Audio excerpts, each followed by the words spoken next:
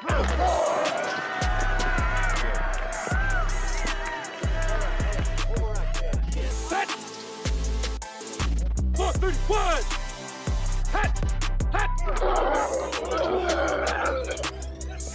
what's up, everybody? Welcome to the Sunday Morning Quarterback. We're a podcast of ministry, leadership, and sports. We hope you are having a great day. Fellas, week 3 of the NFL, how y'all feeling today? Dad, I know you just got off a plane, came back from the heart of Texas. How was the game? Yeah, I had to go down to Dallas and me and Pam and root that team on. And of course, I just got one thing to say. How about them Cowboys? Chris? Yeah. How about them Cowboys? We got our dear friend Chris Palmer coming all the way from Richmond, Virginia, and he is wearing his Bengals hat. Chris, are you feeling okay after that tough loss? Hey, man, it's all good. There's only one team represented here today that's been to the Super Bowl in the last 5 years or longer, and so I'm feeling great. Oh man, Chris is feeling good, and Adam, his team's the only one on the horn here with 0-2, have yet to get a win. He's got to resort to his Atlanta Braves because they're the only team winning. Adam, you doing all right today? Feeling great. But you know the Cowboys, they're 1-1. So I predicted they'd be 8-1. So they're right on schedule. Right on schedule for that Christmas gift they deliver each year. Oh gosh. Playoffs. You know Adam was gritting his teeth Sunday having to watch us win. Anyway, all right, fellas, we're going to jump in. And everybody, it's good to have our friend Chris Palmer with us. You're going to get to learn a little bit about him later in the episode. But, fellas, let's jump on to some football talk first. Adam, I'm going to start with you. Week 2 of the NFL. We're going to talk NFL first. What was your week 2 reactions? What stuck out to you? Yeah, I got a little recency bias. We're recording this on a Tuesday, fresh off the Monday night game. And I think Jalen Hurts has got the attention of the football world. I know a specific guy that in the preseason picks was saying that this year Jalen was going to plant his flag in the NFC East. And, man, he looks good. And it's not just what we already knew, that he can run the ball and he's a playmaker, great leader, off-the-field type of guy. But, man, he's throwing the ball so well as also. I think he had like maybe 5 incompletions last night and threw it a little over 30 times.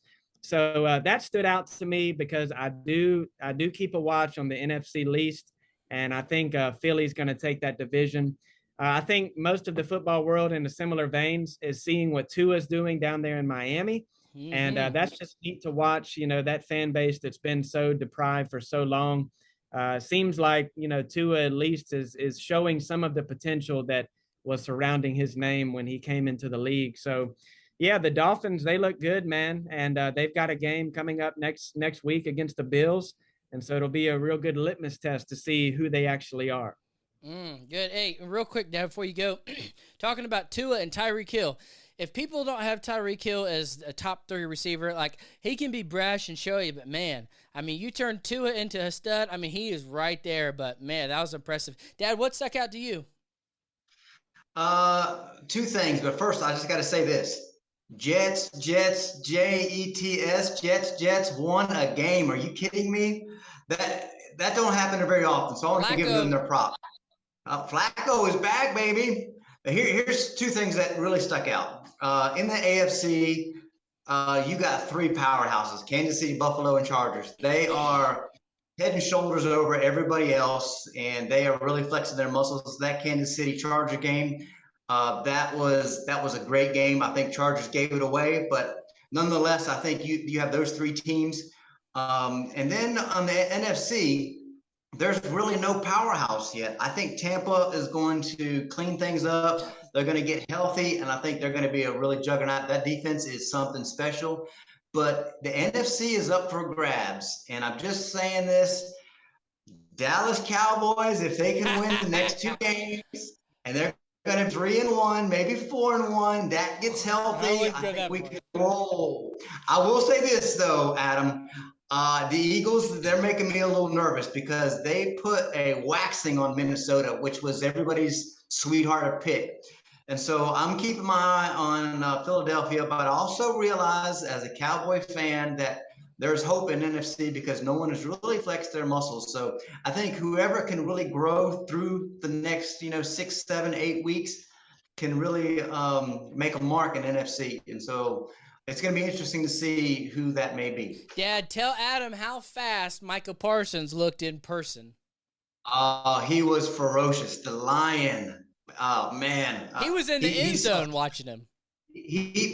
People are starting to say this, but he's the second coming of Lawrence Taylor. And, Lawrence Taylor he was awesome. And I think we have the next Lawrence Taylor.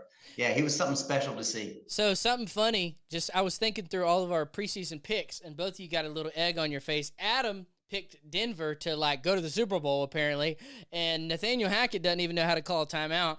And then Dad, you picked the Bengals to go to the Super Bowl, and they can't even win a game. They don't even look like they're going to make the playoffs.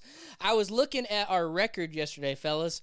I went 9-7 respectably, and after 2 weeks, I am 14-17.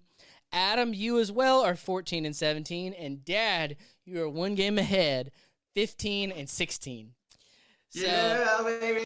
So old man stands up. And my uncle Dwayne is number 1, and shout out Corey Stelton-Polt is number 2, and so we have some catching up to do.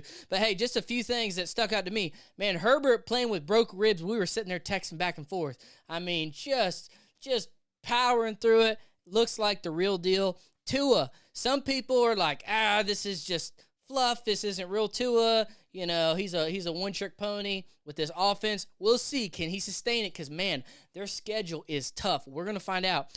Eagles, they haven't played a divisional game yet. Now, even though it's the NFC, at least the Giants are looking good. The Cowboys are a wild card. So, Eagles are winning all these out-of-conference games, so we'll see how they look when it comes back. But the last thing, the one Adam pointed out, we talked about the AFC West. What's going to happen? And, Dad, I think you predicted that was it the Raiders? You said they wouldn't make the playoffs.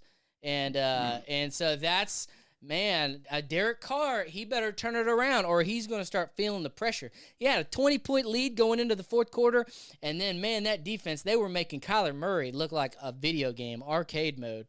And so, anyway, week 2 was crazy. All right, fellas, let's transition real quick to week 3. Adam, what week 3 games do you like best and are sticking out to you? Yeah, I'm looking at the Lions and the Vikings. The Vikings fresh off this really bad loss. I mean, Kirk Cousins did not look good at all. I think he threw 3 interceptions and they were all just bad decisions. And the Lions, I mentioned them a little bit in the preseason picks.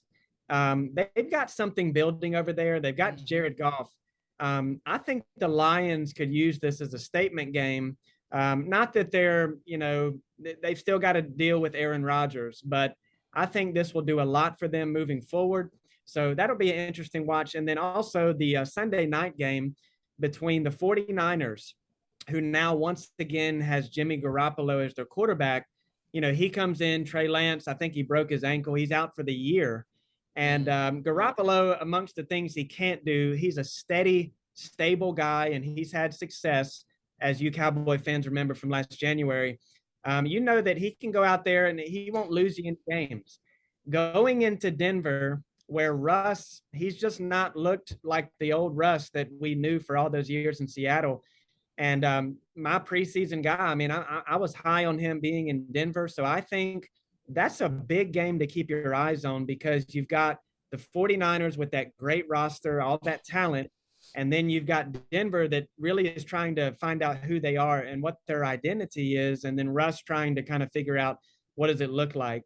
He threw an almost interception against Seattle that I saw someone point out it looked like, because Seattle had the neon green uniforms on, he's a very accurate guy, and it looked like he just had a brain fart and threw it to his old team.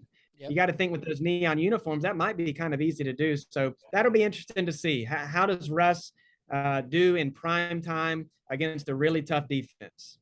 I think Russ is going to do okay. I think everybody's not used to seeing him. He can't scramble like he used to, but I think he's a better pocket passer. And so I think he's still trying to build continuity. Jerry Jeudy went out early in that game, and I think he'll be fine. And so really, I think the shakiness is coming from Nathaniel Hackett. I think he's, as Colin Cowherd said, over his skis. You know, it's one thing calling plays, but it's another thing calling plays and then managing a game. And that's why you hear the greats like Jimmy Johnson say, hey, at some point you just got to hand that off to somebody else and you do the strategy and all that, and then you just coach the coaches. And I think he's just Aaron did a lot of that for him. And so I think Hackett really has a lot of the pressure on him. But Dad, what do you what's sticking out to you for week 3? What games you like? I really like the games that Adam talked about. Really intrigued with that Lions-Vikings game. But my 2 is going to be the Chargers versus the Jaguars. I really want to see what Lawrence can do against that Chargers defense. Now, you know, I'm not predicting them to win, but I want to see how tough they play them. I want to see how Lawrence handles that ferocious defense, because I do also think that they've got some things going on really, really good in Jacksonville. And then the other one is the Titans versus the Raiders. You have 2 teams that had high expectations, and both are 0-2. And I'm really disappointed. I know the Titans have lost a lot of players. I didn't really expect them to do too well, but they're a proud organization. They have a great coach, and Henry is just off the charts.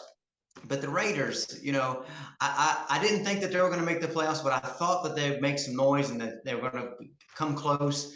And it just seems like they're having a couple little hiccups over there. So I want to see which team is going to fight it out, because you get down to 0-3, and that could be the death nail. So that's going to be an interesting game too.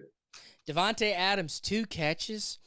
Man, and here's another thing. Some of these NFL teams thinking they could just cut bait with a number 1 receiver and be fine, like A.J. Brown and the Titans, and it's just backfiring unless you're the Kansas City Chiefs. The games I like is Baltimore, New England. That was a real interesting game, and it's going to be real interesting in a few weeks if Trubisky, your boy in Carolina, Adam, who they're already jumping ship on, and then Tannehill, y'all's boy down there in Nashville. Some of these quarterbacks that aren't getting cut with decent rosters. Be curious to see if they can hang. It was interesting to see New England hang on Sunday, so that'll be a game I'm looking at. Baltimore and New England. You know, Baltimore's rolling right now. They gave up that little late game blunder, but man, Lamar Jackson, phew, for all his contract stuff and everything, man, he hadn't missed a beat. I mean, if I'm looking at Dak Prescott and I'm like, hey, look what Lamar's doing. You need to, you know, because they're about the same level, and he's just balling right now. So that's a real interesting game, especially because New England can defend the run better. And so that'll be interesting. Another one, though, Buffalo and Miami. Miami, are they contender or pretender? That's the question that everybody's asking. And, man, so far, Tua has answered the bell. I think this past game might have given him the confidence that he can be a stud quarterback. And so we'll see. And you know what, man? Tyreek Hill, I think we all kind of chuckled for all the trash he was talking, but he's backed it up. And so the question is, can they hang in that offense with Waddle and Hill? Can they hang with Buffalo? Because, man, Buffalo, I mean, they're just cannon people. They're not punting the ball. Josh Allen is runaway MVP right now. So that's my second game. I mean you can't pick against Buffalo right now, and I think Baltimore will probably beat New England. Another 2 games real quick that are real interesting to keep an eye on is the Rams and Arizona. The Rams won, but it was a lot closer than it looked. Arizona looked dead in the water until the fourth quarter. Was that Kyler Murray, or was that something that would spark something in them? And then Green Bay and Tampa. You know, that I don't know that Aaron's got enough guns to beat Tom, and it seems like Tom always gets one up on him. But those are some of the ones. Fellas, what do y'all think? Then there's one last game that all of America's going to be watching on Monday night. And really, this is the number 1 game that everybody's going to be watching. Can Cooper Rush keep things going? Can the Dallas Cowboys go 2-1 to propel them and motivate them to maybe even 3-1 after they dispose of Washington? And then Dak comes back, and I'm telling you, everybody's nervous. I can see it in Adam's eyes right now. He is nervous. He's nervous. He's going to Adam's like, you know, you're going to have to pay those cheeseburgers up. Yeah, he brought that up yesterday, too. He said, hey, you're going to be buying me cheeseburgers. Hey, don't speak too soon, baby. That's right. So that's what people are going to be watching. America's team back with Cooper Rush. If they can win with Cooper Rush, what are they going to do with Dak? Hey, you know the Giants are 2-0, right? That's Hey, right. they got That's Daniel why Jones. that Okay. much more emphatic when we had that big. Micah is going to come after Daniel Jones, and they're going to stop the run. And Hey, Adam, how does that 2-0 impress you? A little bit. It's something to keep an eye on. Enough to put 5 cheeseburgers on? Dallas and the Giants? Yeah. 5 cheeseburgers? No. No, okay. I didn't think so. Hey, but let me say this, because Joseph mentioned Arizona. You know, they've underachieved the last few years. But I just got to say this, as a guy that stands a whopping 5'7", I love watching Kyler Murray. I mean, just watching him gets me excited. And every time if there's someone in the room with the game on, I always say, hey, he's my height. And it is amazing to watch what that little man can do out there amongst those monsters. That's funny. All right, let's pass it to our guest today, Chris Palmer. What did you think of your Bengals falling to defeat to the Cowboys? Well, it's not unexpected, even though y'all did have a backup quarterback. But we saw over the last season that Joe Burrow is gifted, but you got to protect him. So we did a whole overhaul in the O-line. 4 out of the 5 guys are new. And they just have a lot of communication errors that they weren't able to get straight during preseason. You know, everybody benches their starters for almost every game during preseason. Mm-hmm. So their first 2 games here, they thought were going to be a walk in the park.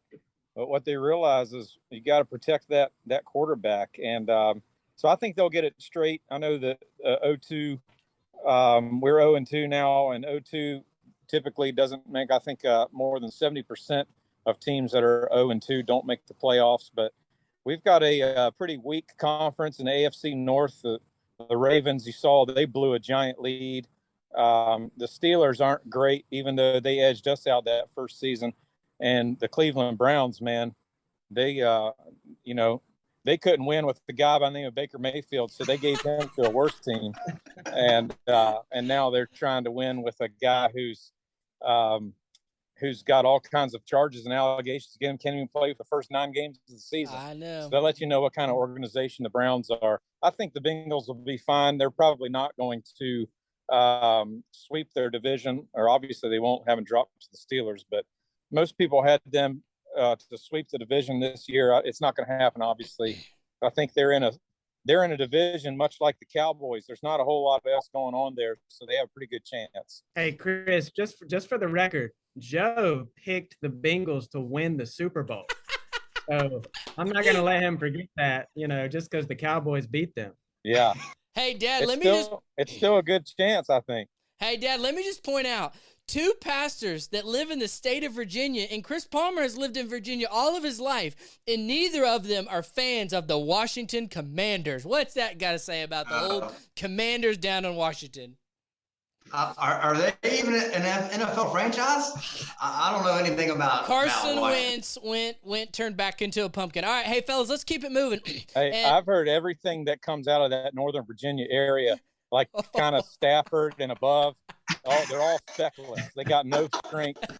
So yeah. Anything north of Fredericksburg is we don't go there. We don't talk about them. Yeah, it's just JV, man. That's funny. No, all right, hey, while we're talking football, just because you said that, Chris, how about them Cowboys? That's right. Yeah. Who day?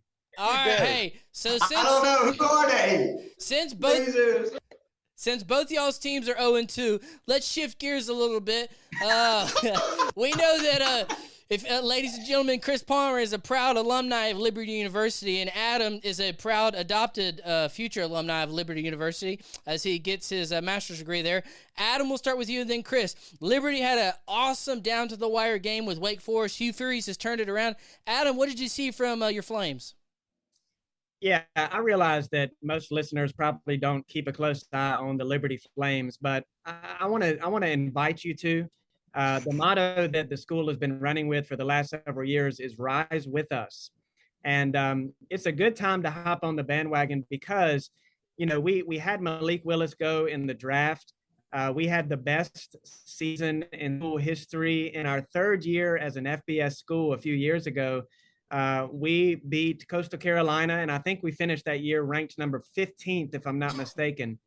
So this past week, we lost by 1 point to the number 19 team in the nation, Wake Forest. And you probably didn't see the highlights on ESPN because college football day is just loaded with, upsets and things like that.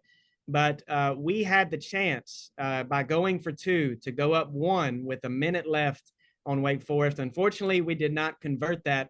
But Hugh Freeze did some post-game pressers, and he pointed out an interesting stat about Liberty and his time there. Since he has come to the school, he is 2-3 against ACC schools.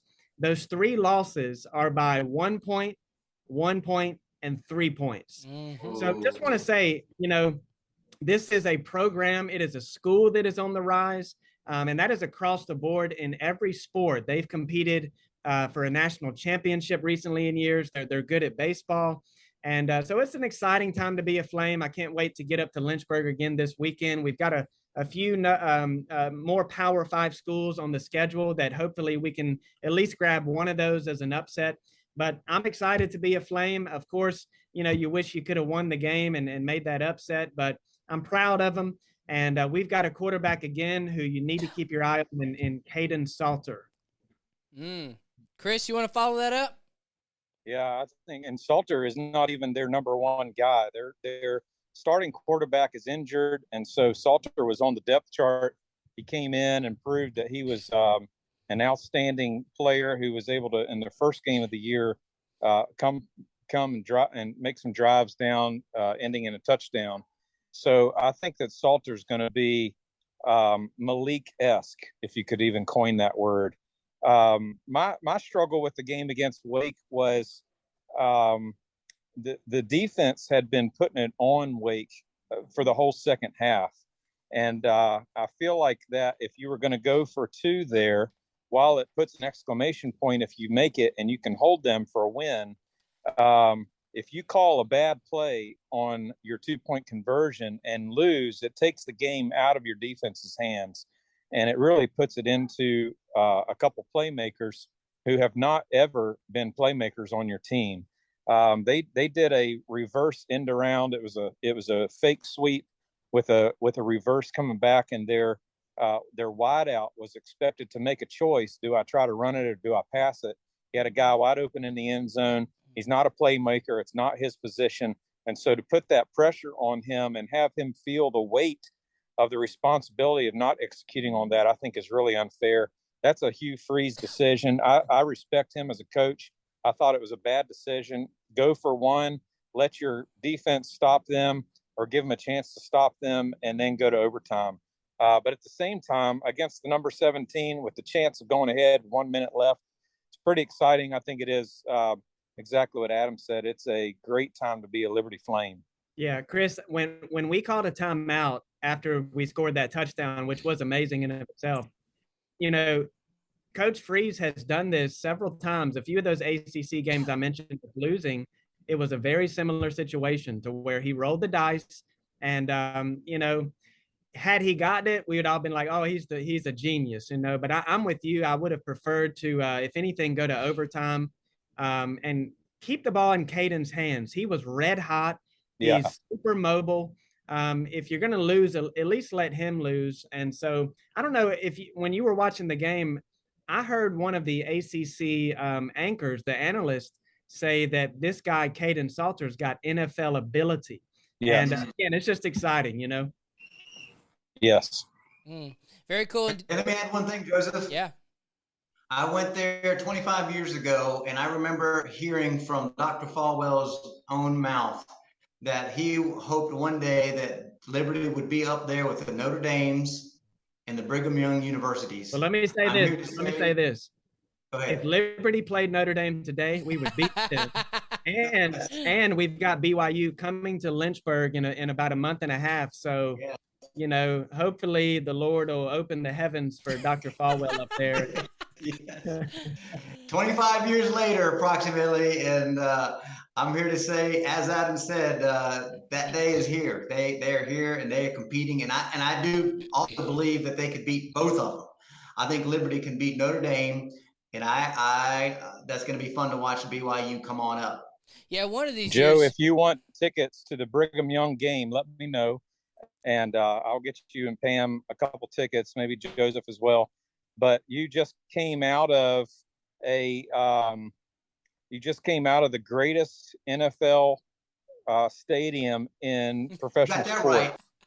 And I can't say that Liberty's is the greatest stadium, but it is one of the most state-of-the-art athletic complexes. And so if you haven't been there in a while, it's a great time to come back up. I can get you guys tickets. You just got to let me know.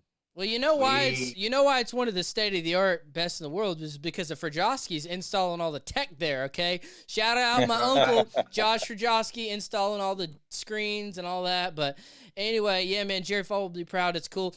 Hugh Freeze, one of these years, he's going to start getting some national attention. Y'all going to knock off one of these teams. I think he should be in the running for Coach of the Year because he's just turned the program around. But, well, fellas, that's going to wrap up our sports takes. Will be interesting to see kind of where we're at next week in the NFL season. We are going to transition to our segment on ministry and leadership. And so we're going to pass it down to Senior Pastor Chris Palmer from Second Branch Baptist Church. Dad, what year did we meet Chris Palmer? I know his hair looked a little different. He's got a hat on. I know I think he might even had gray hair back then, but what year at Go Tell Camp at Liberty University did you and, oh yeah, there it is. He's a grandpa too, like y'all are both grandpas. What year, Dad, did we meet Chris Palmer? Do you remember? I'd say it's probably about 20 years ago. Yeah. Yep. Early 2002, 2000, maybe 2001, 2002. Yep. So maybe even 2000. Yep. So we just showed our age a little bit. I think when we met, I think we were still in elementary school. I think that's what it was, right? Yeah. That's funny. Well, Chris, it's been really cool just keeping up with you and your ministry there for a while. I would dub you as a student ministry guru. And a lot of years in that, and then the Lord kind of transitioned you. So tell us a little bit about yourself. I'm going to ask you 3 questions, but the first one is tell us a little bit about your family and about the church you're at currently. Sure. I've been married to Dee for 26 years. Got married when I was in college. I was in between my sophomore, junior year at Liberty University. Got married there. We brought home our firstborn on our 1-year anniversary. And it was all downhill from there. Every 2 years we had a kid for the next 6 years after that. So I've got 4 kids, ages 25, 23, 21, and 19. The numbers 1 and 3 are both married. Number one lives in Phoenix, Arizona, and number 3 lives in right outside of Boise, Idaho. Her husband is in the military, and he's stationed out there for 3 years. Numbers 2 and 4 both live at home, and we're working on getting them out of the house too, but not at any rush there. We love them. I was a public school teacher, and before I went to the ministry, I felt God's call in my life at a Go Tell camp. I had met Joe around that same time, and just surrendered into the gospel ministry there. Was a student pastor for 14 years, spanning 2 different churches, the lifetime there, with a 7.5-year stint in my first one, 6.5 year at the second. Transitioned out of that into a teaching pastor role, believing that God was moving us into the senior ministry. My church at the time wanted to keep me on staff, so they offered me a teaching pastor position, and I rolled into a lead pastor team for 2 years until God moved us into a church revitalization project. We've been at this church here south of Richmond for the last about 4.5 years now, and we're helping that church go from a preservation or life support stage in church cycles. If you're familiar with Tony Morgan's church life cycles, we're trying to help them move into closing their doors to relaunching some initiatives to see people saved and discipled. Over the last year, we've seen 17 people baptized, which is 17 more than they had 5 years prior to my arrival. So we're seeing God begin to open some doors into his mission field, but there's still a lot of work to be done. In our radius, around just a 2-mile radius from us, we have somewhere around 1,500 homes, and the status says that over 80% of them are unchurched. So a lot of work that still need to be done. 17 we celebrate but 17 is a drop in the bucket when it comes to people in our area that are unchurched in need of the gospel. So there's, I think, a lot of potential there for our church. That's awesome. Well, Yeah, Chris, and guys, we have a saying in Richmond, those that live on the north side, we don't go to the south side. You got to cross over the river. And we need Jesus here in the north side, but they need it really, really down there. And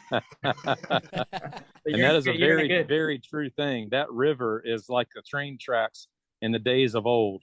You just don't go across that side. That's right. We're funny. Called the south side. That's funny. Well, Chris, we figured out your sports biases, so I'm going to skip to the third question here. What is, and we ask every pastor this, what is your biggest preaching blunder? Oh my gosh, I've got so many. It's hard to choose one. So I'll go for one that comes to mind right away. I was doing a young men's conference in our church, and we had invited other area churches to participate. It was a father-son weekend conference, and we were talking about the dangers of adolescence and some of the pitfalls to watch out for. And in the course of my discussion with some of the temptations that they're going to face, I talked with them about the consequences of some choices that they may not see down the road. And I named an individual and said, he has shared with me multiple times, has talked in small groups about his bout with alcoholism. That was a 20-year bout. And he texted me about 30 minutes afterwards and told me he had never told his kids that. And so you can imagine I felt about 1 inch tall. And I had no idea what to say other than I'm an idiot. Like, I mean, I remember saying to him, brother, you had been so open and vulnerable and honest with me, and you had shared that in small groups. And I just assumed that was something you'd had a conversation with your kids. And he was very gracious about it. He said, well, I was waiting for the right time, and you gave it to me. Man. Oh, man. Oh, gosh. We've all had those moments, and I'm sure we'll have more. That is hilarious. Well, Chris, we just on this part of the show, we like to talk ministry, leadership, pastoring, and we have everybody from pastors to church volunteers to lay leaders to teachers listening. And so I think it's unique that each of you are in have been in a revitalization season over the past 5 years. And just a little side note, Chris, I know early in my younger years when I still had hair and didn't have a receding hairline, you were very influential in just giving me personal affirmation and encouragement. So I just want to thank you for that. And to set up our first question, and Chris, I'm going to start with you, and then Dad and Adam, you guys can chime in. Here's our first question today. We're going to talk a little bit about pastoring and ministry of the church. But here's our first question, and Chris, I'll give this one to you. How can pastors and Christian leaders best lead through change? I'm reading a book right now written by an author, last name Cotter, and it talks about change. And I think there's been so much written about that is common, and yet it's the one thing that churches failed, or church members, I would say, fail to recognize. And whether it's a business organization or a church, there is a similar premise, and that is the love for tradition, or the comfort level of what it is that I enjoy. Inside of the church, there's nothing wrong with traditions when they are birthed from a place of attempt to honor the Lord. The challenge in a church revitalization, or the challenge in helping people experience change, is the ownership that other people should have the same opportunity to make their own traditions that I had when I was their age. And I would say that's probably the number one thing that I deal with when it comes to helping our culture change at our church, or whether it's changing programming or decision-making practices. It all comes down to, at some point in time, the people that are the power brokers at the church were given the opportunity to make their own traditions. And then those traditions were able to carry that church through to the time in the present where it currently is. But at some point along the way, new people came in and found that this was a place that they could not rise to a position of influence in order to help the gospel continue in a new tradition, and they get stifled, and therefore they end up leaving and going and supporting another church. Sometimes they leave sinfully and they leave loudly. Sometimes they leave quietly. But the bottom line is the traditions will keep people from staying, and helping people understand that, I think, is the challenge. I wish I could say I've figured it all out, but I had a conversation today with my number 2 guy, and in a meeting that we have set up for Wednesday night to talk about that very thing. So it's just a constant conversation. It has to be a conversation full of truth, but also full of grace, highly relational, to be able to walk alongside people and say, in order for someone else to have the freedom to make their own tradition, it means you'll have to sacrifice yours, and to celebrate with them, but grieve with them at the same time. I think it's a tightrope and a balance that you just have to find. That's very wise. Adam, you want to follow? Yeah, this is something that I like Chris. I'm not an expert in, but I think because of the experiences that the Lord has brought me to, I feel like it's something that if someone asked me to write a book, I'd probably write a book about this. I've pastored churches in Kansas. I pastored a church in rural Georgia, and I currently am pastoring a church in Richmond. And the church that I'm at now is 190 years old. We celebrate next month. So I say that to say I've kind of experienced both the worst and the best of this. Here at North Run, they were very outspoken, as churches typically are when they bring in a new pastor, particularly young pastors, and saying that we want fresh vision, leadership. We understand that, we need to change some things.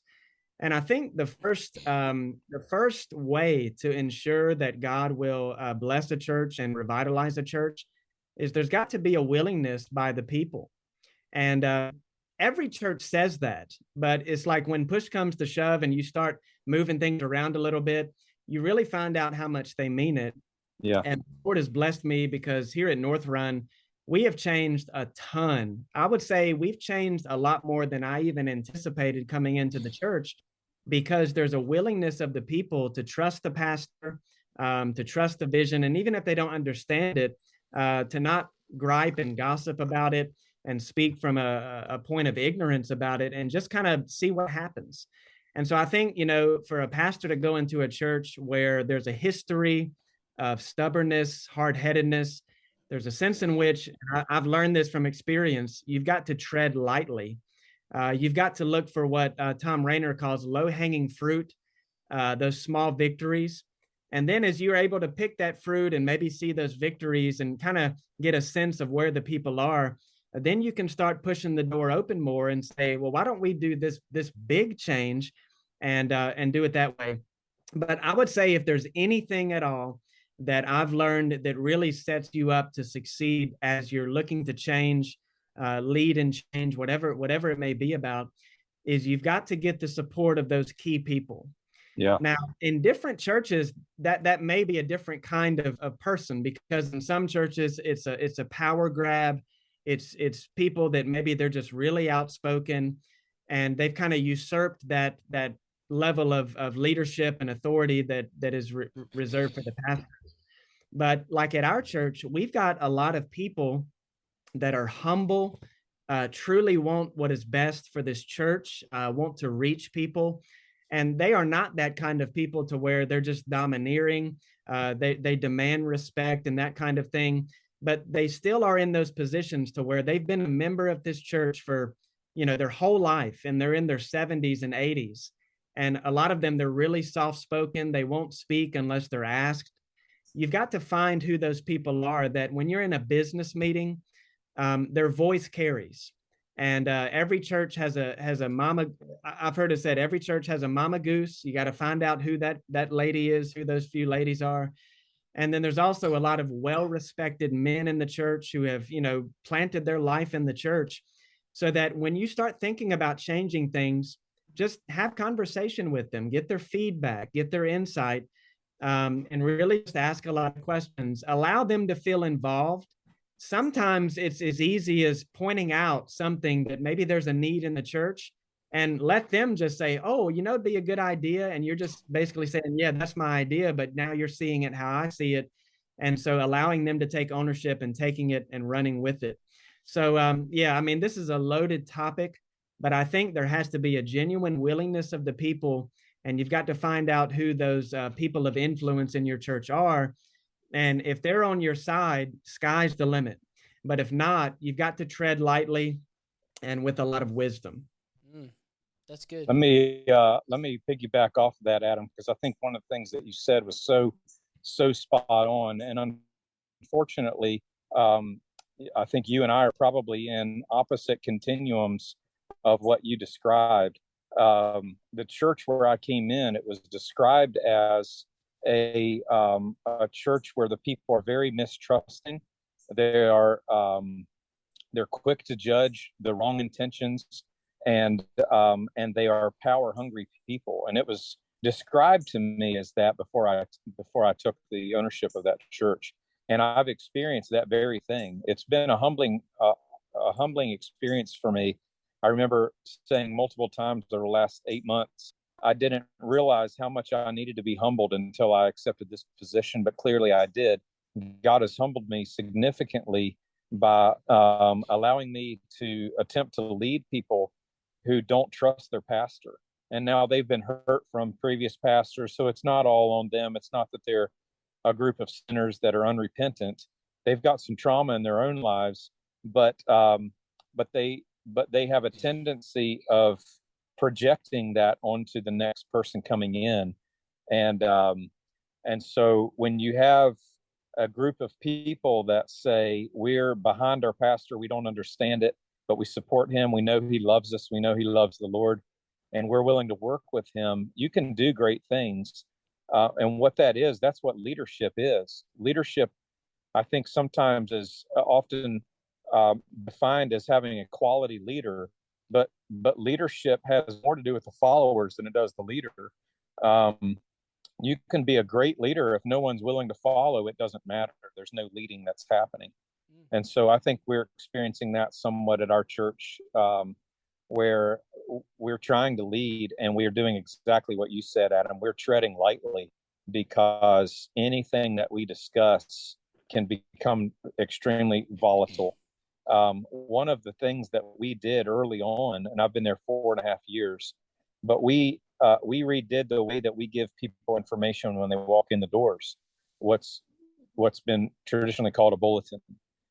We didn't take away the bulletin. We just redid the way we gave information to people. And I had 12 people, 6 families, 2 couples each, walk out the door that Sunday and never came back. And so they, and again, they had a history of having mistrust in their leadership. And they heard me say I wasn't going to change anything major in the first 6 months. And 3 months in, I changed the bulletin. And they took that as that was a major change, and this pastor lies. And so they left saying they couldn't trust a pastor that wouldn't be honest. And so we've struggled since then to bring about lasting change. Now, we have seen good things happening, but it has been a slow process. I'm in year 4. I feel like I'm just now getting through my first year objectives to see this church turn around. That's a good word, Adam. Hey, and fellas, I'm going to cut the second question because, man, this is such a good topic, and we've had good discussion. And Dad, I know you've got a lot to say. Chris is 4 years into it. Adam, you're about 3. Dad, you're on year 5, and I know you have a 7. lot. 7. Gosh, man, we're getting old. You're 7. So fellas, we're going to cut the second question so we can really talk a little bit more about this one. Dad, what do you have to add to this equation? I know your context is a little bit different. Well, it's different now, but it wasn't. There's been a lot of good things spoken here, and it's a vital question that every good leader must think through carefully. And because there's always change going on. It's not just a one-time thing. There's constant change. And from every change creates other changes that has to occur. But one of the things I've learned is you have to earn the right to suggest and create change, especially when you go into a new context, new church, whatever organization.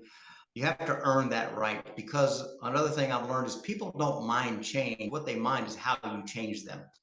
And so for me, it's always been about love and leadership. And you really have to show love, go the extra mile.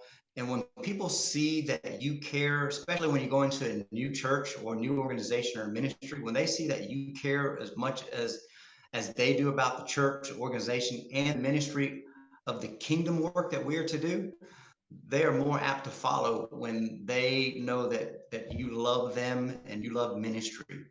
I also think it's important when you're talking about leadership, trust. Trust to me is the foundation of leadership. You got no trust, you got no leadership. You're not leading anyone, and no one's going to follow if you don't have trust. So part of loving the church bleeds into the trust factor. But when you get opportunities to change or to create something new, you better get it right. And you better go the extra mile so they can kind of see a little bit about who you are and what your standards are. Because once you begin to win the right and earn the fact to change, then you can go into bigger things. And ultimately, the biggest things is to change the culture of churches, to have it follow what true biblical principles and what true love is that Jesus talks about within the Gospels. And so for me, it's always been about loving and leading well, going the extra mile, serving, where people can kind of see who you are. Now, in some practical settings, I think it's important that you have a lot of conversations. If you're going to change something major, and here's the thing, what you deem not major sometimes is very major. So even small changes can be something major. So you got to have your thumb on the pulse and be current of the undercurrent in different situations that you may want to change. And so I always really have a lot of conversations. I try to really share the vision. And I also always try to allow people to feel like they have a seat at the table.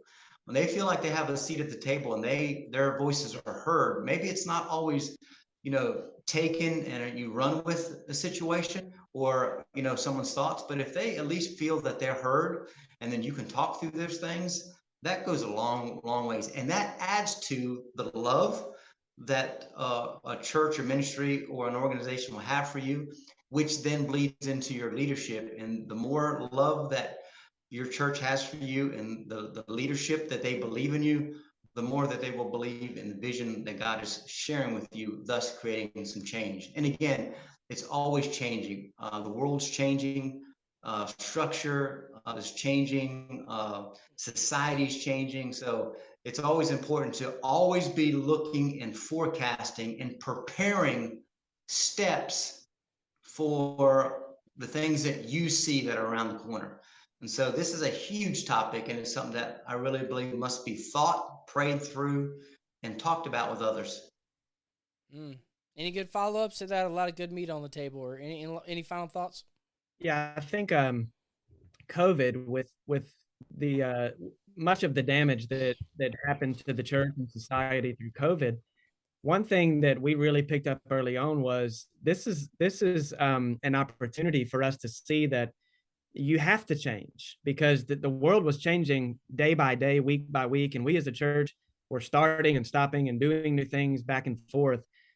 And so sadly, many churches, unfortunately, they would rather die than change.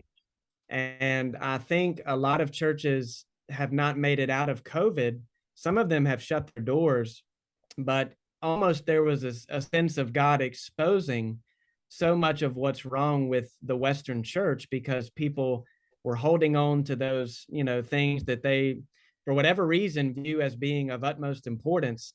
All that changed during COVID. So we talked a lot about that here at our church because we were forced to do that. And, I just want to harken back and say, it is the Spirit of God that allows change to take place in a church if it's done with right motives.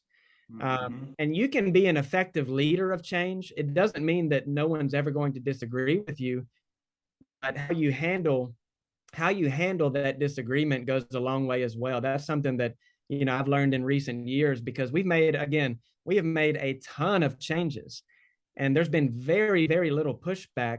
But I've learned and I've grown in that when there is, how you respond to that pushback may set you up to when there's another thing you want to change, whether or not that person will be on board by that time or not.